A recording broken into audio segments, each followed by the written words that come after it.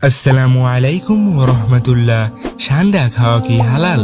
রাসূল সাল্লাল্লাহু আলাইহি ওয়াসাল্লাম তাহলে কেন খাননি? আমাদের বাংলাদেশে যে গুইসাপ পাওয়া যায় সেটাই কি সান্ডা?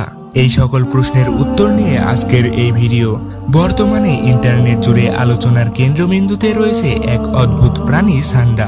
সোশ্যাল মিডিয়ায় হঠাৎ করেই ভাইরাল হয়ে গেছে এই প্রাণী, কারণ কেউ বলছে এর তেলে রোগ নিরাময় হয়, আবার কেউ বলছে এটা খাওয়া হারাম। তাহলে আসল সত্যটা কি? সান্ডা হলো মরুভূমিতে বসবাসকারী একটি নিরামিষভোজী সরীসৃপ প্রাণী। এর বৈজ্ঞানিক নাম ইউরোমাস্টিক্স, আর আরবিতে একে বলা হয় দব। এটা দেখতে অনেকটা গুইসাপের মতো হলেও এটি গুইসাপ নয়। গুইসাপ মাংসাশী ও আক্রমণাত্মক, কিন্তু সান্ডা নিরীহ ও নিরামিষভোজী। সাধারণত আফ্রিকা, সৌদি আরব ও ইরাকের মরুভূমিতে এদের দেখা মেলে। আমাদের দেশের যে প্রাণীকে আমরা গুইসাপ বা গোসাপ বলি তা একেবারেই আলাদা। বাংলার গুইসাপ বেশ বড়, লম্বা, হিংস্র প্রকৃতির এবং এটি পোকামাকড় ও ছোট প্রাণী খায়। অন্যদিকে সান্ডা বেশি লম্বা হয় না। এরা উদ্ভিদ ও শুকনো পাতা খেয়ে বেঁচে থাকে। সুতরাং এটা স্পষ্ট যে সান্ডা এবং গুইসাপ এক নয়। এখন প্রশ্ন হলো, সান্ডা খাওয়া কি হালাল? আসুন আমরা হাদিসের আলোকে বিষয়টা জানি।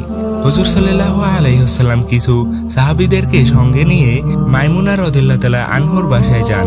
সেখানে সান্ডার গোশত পরিবেশিত করেন। রাসূল সাল্লাল্লাহু আলাইহি ওয়াসাল্লাম সাধারণ গোশত ভেবে সেখানে হাত বাড়ান এবং এক সাহাবী বলেন, ইয়া রাসূলুল্লাহ, এটা তো সান্ডার গোশত।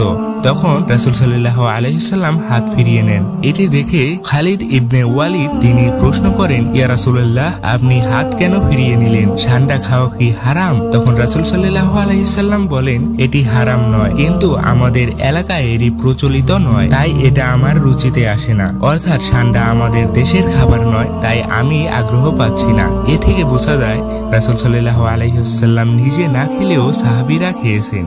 হানাফি মাযহাব অনুসারে সান্ডা খাওয়াকে মাকরুহ মনে করেন। শাফিঈ, মালিকি ও হাম্বলী মাযহাব অনুসারে তারা সান্ডা খাওয়াকে বৈধ ও হালাল মনে করেন। সুতরাং এটি মাযহাব ভেদে ভিন্ন। আপনি যদি হানাফি মাযহাবের অনুসারী হন তাহলে তা না খাওয়াই উত্তম, তবে হারাম বলা যাবে না। সাম্প্রতিক সময়ে সান্ডা নিয়ে এমন কিছু দাবি উঠেছে যা চিকিৎসাগতভাবে প্রমাণিত নয়। কেউ বলছে সান্ডার তেল পুরুষত্ব বৃদ্ধির কাজ করে, কিন্তু এই দাবির কোনো বৈজ্ঞানিক ভিত্তি নেই। এইসব প্রচারণা মূলত ব্যবসায়িক উদ্দেশ্যে। তাই এমন ভিডিও দেখে বিভ্রান্ত না হয়ে ইসলাম ও বিজ্ঞানের আলোকে চিন্তা করা জরুরি। সুতরাং সান্ডা মরুভূমির নিরামিষভোজী প্রাণী, এটি গুইসাপ নয়। রাসূল সাল্লাল্লাহু আলাইহি ওয়াসাল্লাম খাননি, কিন্তু তা খেতে নিষেধও করেননি। মাযহাব ভেদে সান্ডা খাওয়া হালাল বা মাকরুহ হিসেবে বিবেচিত হয়, কিন্তু হারাম বলা যাবে না। সোশ্যাল মিডিয়ায় যা ছড়াচ্ছে তার অনেকটাই ভিত্তিহীন, তাই শরীয়তের আলোকে চলুন, গুজবে নয়। দেখা হবে আরো একটি নতুন ভিডিওতে।